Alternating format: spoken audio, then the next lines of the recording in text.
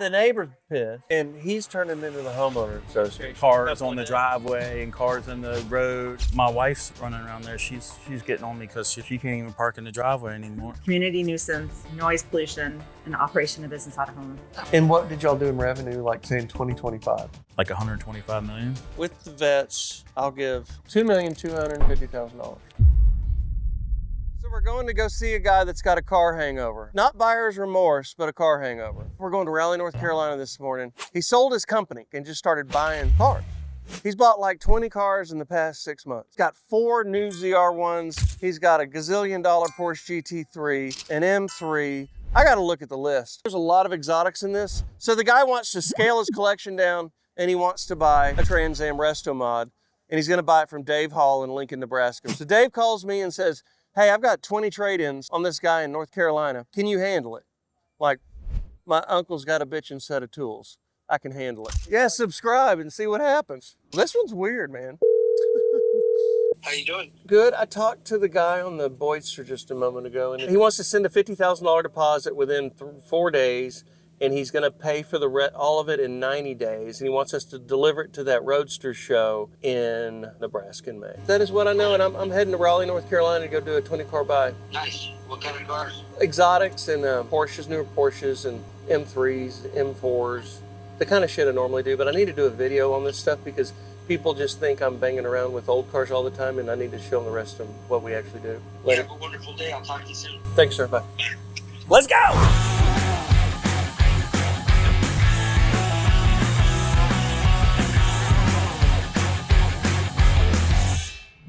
Went on a car bender. Time to shake it off. Yeah. How many cars did you buy? About 20 in about 2 months. I had just sold my business, so I had a lot of capital laying around, and I'm like, we're rich, baby, let's roll.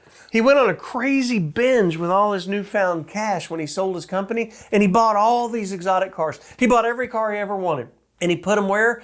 In his wife's driveway. And that, my friend, is a problem. Everything you ever wanted? Yeah, and then some. I scared the neighbors here. I mean, there was trucks coming in and out about every other day at 8, 9, 10 o'clock at night. I had people coming at 5 o'clock in the morning, and lots of letters from the HOA letting me know they didn't appreciate all the, I mean, because we come down in a dead end here. They ask you if you're running a car dealership? Yeah, that I'm probably gonna have to go to a meeting on that. My wife's running around there. She's getting on me because she can't even, this is her car here. Yeah. She can't even park in the driveway anymore in the garage. And this is yours, I'm Yeah, this is mine. My son has a trailer business, so he hauls trailers around and makes TikTok videos. He has pissed off the neighbors. He has pissed off the HOA. He has pissed off the truck drivers.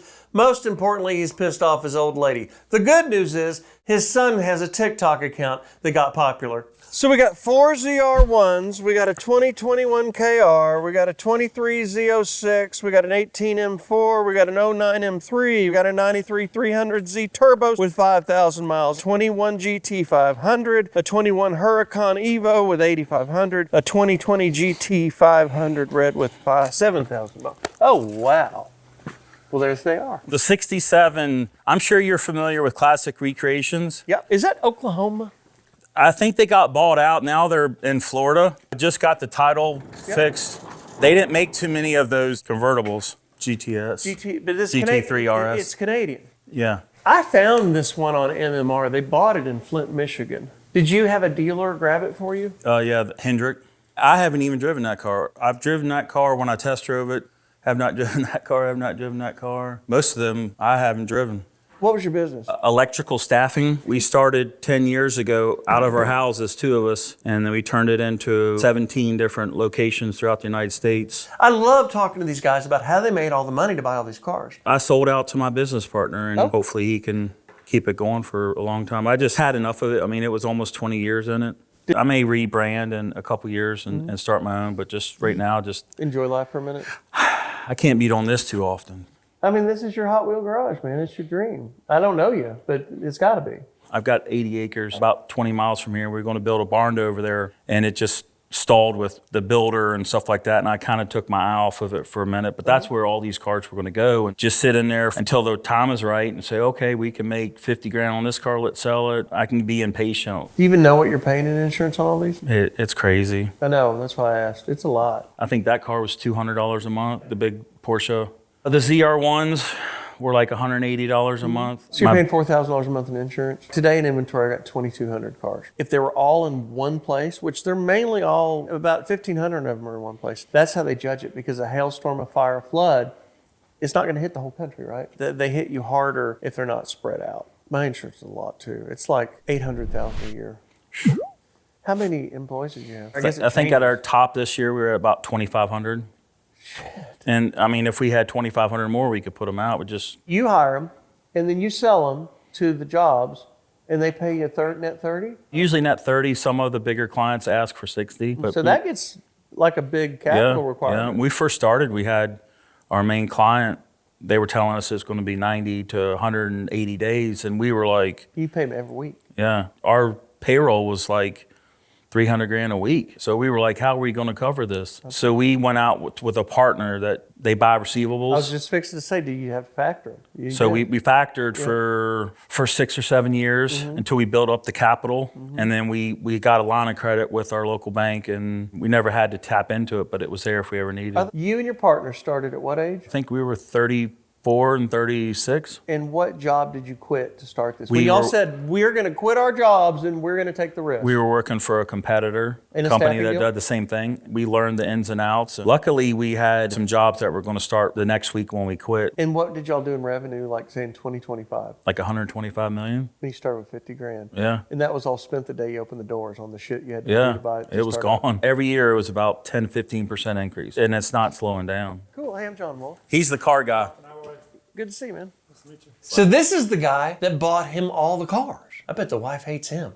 He's deep in the car community here. He started a company where they keep cars there called Car Space. Oh, like one of the storage deals? The original concept behind Car Space was a place for the car community and the business community to meet together, right? So it was a co-working venue, or a co-working station with about 42 offices, a large display area for storage and collectibles, and then a bar / event venue. Right. And the idea was to bring 3 businesses together to allow business people and car people, which typically are a lot of times the same, a place to come together and host their communities.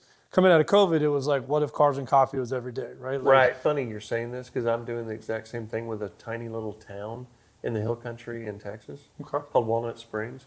And I'm like, I want to turn it into Motor City, Texas, basically. Yeah. And I bought the boot scooter, and it'll hold 400. Walnut Springs Roadhouse, and we redid that. And then I opened the Bosque Cantina next to that, and the GMTV garage next to that. And I'm fixing to build some condominiums or something. Yep, car condos. Car condos. So upstairs is living, downstairs is storage. Yep. Well, let's walk through these specs real quick. So if you'll rattle off what we're looking at. That's the KR. That is over the there. White and blue. Yeah, underneath there. Car. This is the 21 Evo here, 2-wheel drive. Probably the funnest car in here right now is going to be the 2006 26 GT3 Wysock car, Canadian, all carbon. Right. That's the highest dollar one. Yeah. And how many miles are on it? A couple hundred. Like 400 or 500 if that. 400 miles. It's a 17 with 12,000 miles on it. Yeah, that's a 2017. I got you. So Vet, Lambo, GT3, M4. This was a manual, wasn't it? Yeah, this is a manual. I think right now the big cars that are here are the KR, which is over there, and then there's a 2015 little souped up Z06 here. Okay.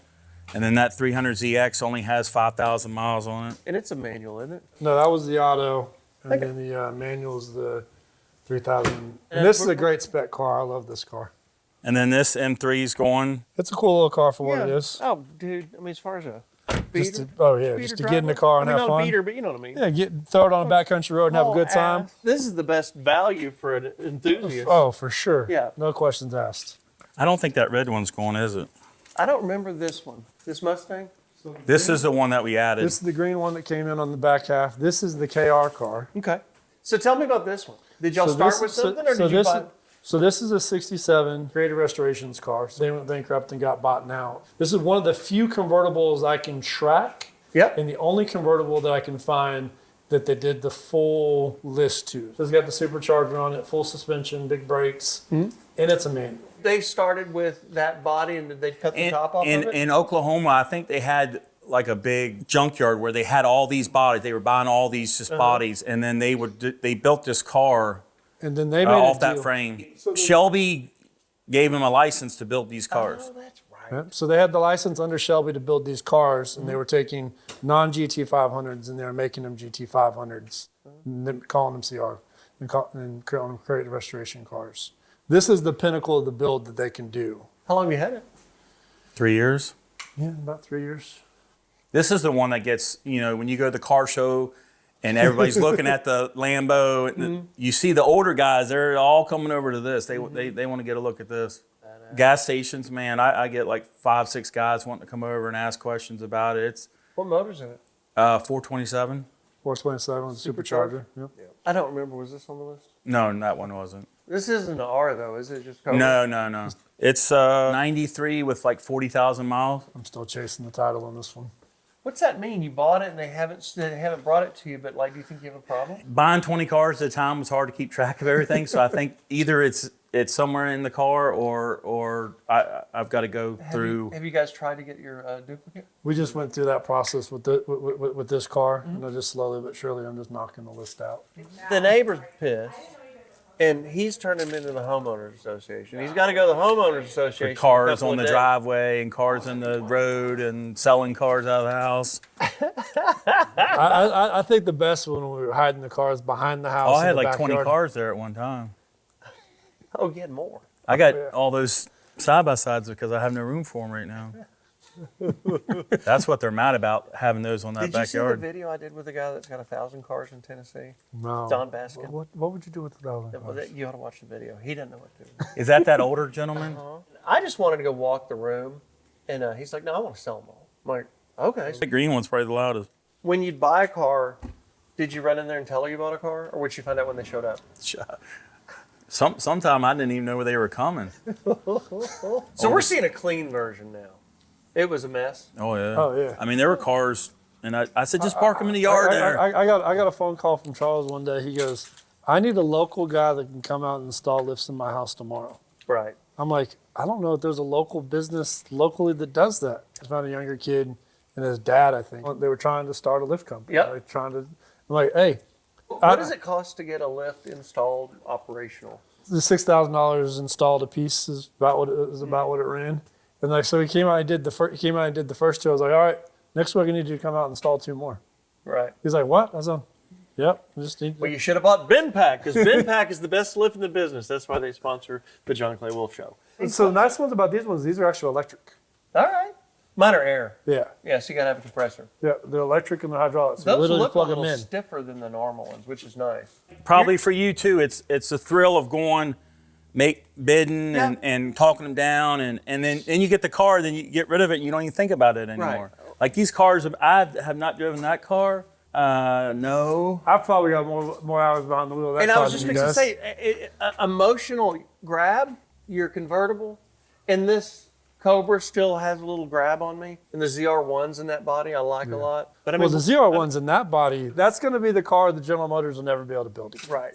We're talking about the last of the Mohicans, the end Yeah. of the front engine Corvette before So- Corvette decided to copy Ferrari. The C7 Z06, it was an amazing car for what it was, especially considering you bought this car, fully loaded everything on it for like 80 grand. But then they did this crazy idea that they teased at the Zora, they teased at the Zora, they teased at the Zora, and they said, we're not going to do the Zora, but we're going to do the ZR1. We're going to bring the ZR1 back.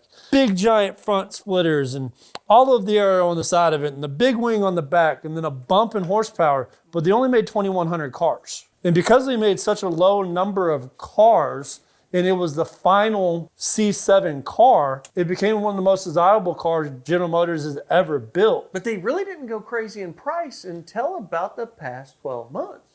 They were high, but not. But it's the only Corvette that's ever came out that's sold for less than sticker. Dealers were selling the car, and that was during the time where dealers like, oh no, $2,500 over MSR or $5,000 over MSRP. Like, I don't know that we're going to get away with this. Right. Now we're like, Oh, you want an Escalade V, 15 grand over.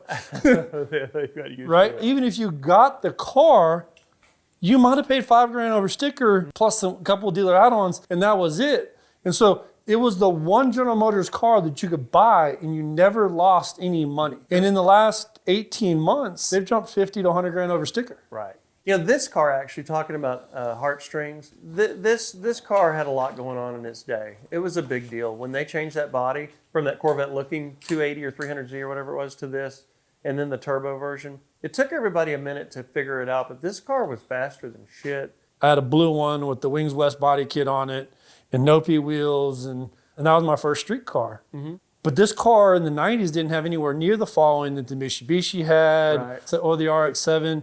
And it was always like, why? This was, in my opinion, this was the best looking car. But in the past 10 years, I've seen it coming on. Oh, yeah, absolutely. And they realized what they overlooked. Yep. And they had the 2+2, and then but there weren't that many turbos, that many twin turbos.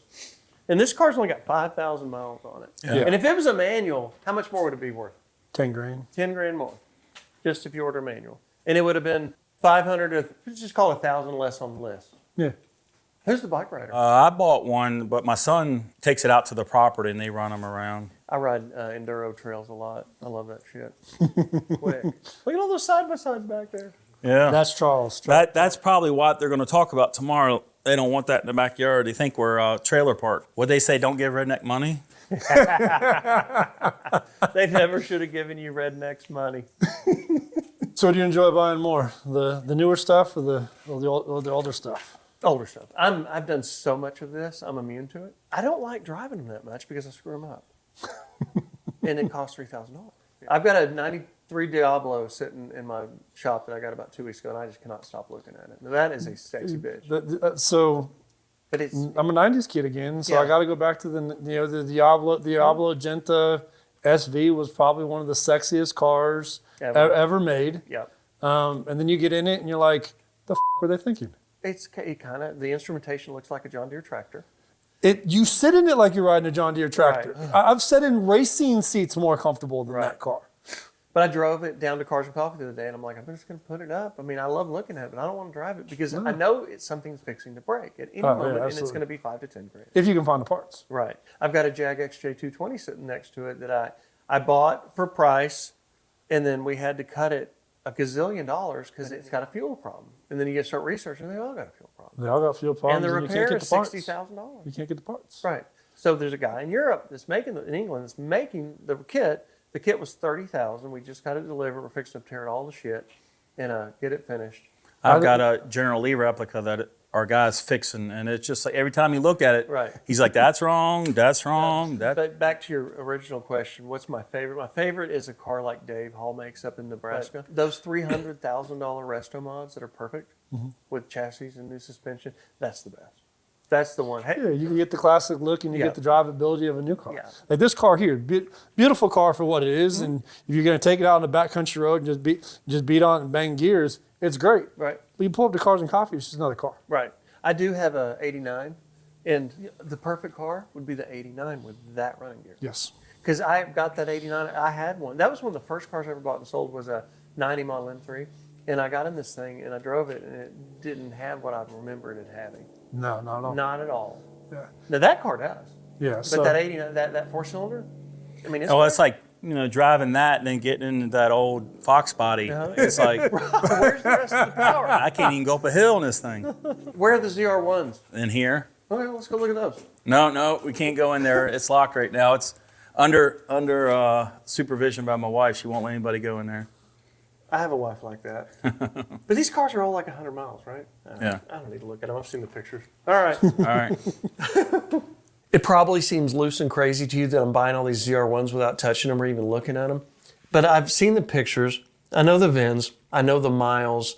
I know what I'm buying. I don't need to touch new cars. New cars are new cars. Okay, so on this group of cars, well, the Vettes are roughly $1 million. So 20,000 away from $1 million. With the Vettes, I'll give $2,250,000. 2.4. That's where I was at. So if we got a deal, that's my juice. I got it. You got to let a brother eat. I mean, I was trying to give the 2.5. So 2.3. 2.4. And I'll get you some more cars, probably about 3 months from now. What about that one? I'll let that one go as long as I can find the title. Okay. All right, 2.4. Done All deal. right. Appreciate ya. 2,400,000. I've got an office in Raleigh. Take all the titles, run them over there, and you can sit there and they'll fire you off a wire, and we're good. And I'm going to get these out of here immediately. We did a small tester set with him 2 weeks ago, and we paid him immediately. And when we did this big set, they went and shopped our number. And he said, well, I had your number beat by $10,000, but I started looking at the reviews and their slow pays, and I realized that you pay so fast and clean, there's no way I was going to do any business with anybody else but you. Confucius say fast pay equal longtime friend, and that's what we do at Give Me the VIN. So just head down to the Give Me the VIN office in Raleigh and tell other people about us, please, because you built your business from scratch. You get so tall up in it, you're just running operations. Right. It's boring. Yeah, and I've forgotten what it's like to touch the cars and do the deals. And in the past year, I've started doing it again, and I'm actually enjoying it. Well, one of the funnest things about the cars is just the people, right? The people Right. you meet in the car business and around the car community are really the gems, the networks, and the connections that you build allow you to do everything else you do. And my guys, you probably already know where this is going. Oh, the old man, he lost his fastball.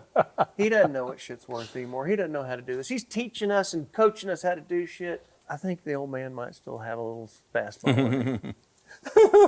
You wrote the book, didn't you? Well, I didn't write a book, but I did. I mean, I've done a lot. But you do get so bogged down in operations. You forget what it's like to be on the ground. Half of it, I'm enjoying doing this, and half of it is showing my guys that I fucking know what I'm doing. And I think Like you've done it before. Right. it's like now any car you get in, you don't get thrilled. Like if someone came over and drove that Huracan, it would be the thrill of their life. Sure. But like we get in it and we're like, Just My car. dad told me, I'm standing behind my little used car dealership. I'm 22 years old. I've got 18 cars going to the auction, and I'm nervous as a whore in church. He said, there will be a day that this will not be a big deal. And I'm like, oh my God, I've got all this money. And he's like, you're going to have hundreds of cars. I'm like, how do you know? He said, I know you. He said, in your love for the cars, he said, it's going to be just like the guy, the playboy that had all the girls, opened a strip club and turned into a homo. Yeah. And I'm like, I'm not going to turn into a homo. He said, it's a matter of speech. We spent $2.4 million on a bunch of cool cars, and now we got a hot rod call in Mobile, Alabama. 70 cars. I don't know shit. I'm going into this one blind. The good news is we're already out here on the East Coast, so we can hop over there right now. And this is why we have Car Force One, because it makes shit happen. Let's go to Alabama and go see what we get done. We buy exotics at GiveMeTheVin.com. We buy Ford trucks at GiveMeTheVin.com. We buy Camaros and Cavaliers and Corollas at GiveMeTheVin.com.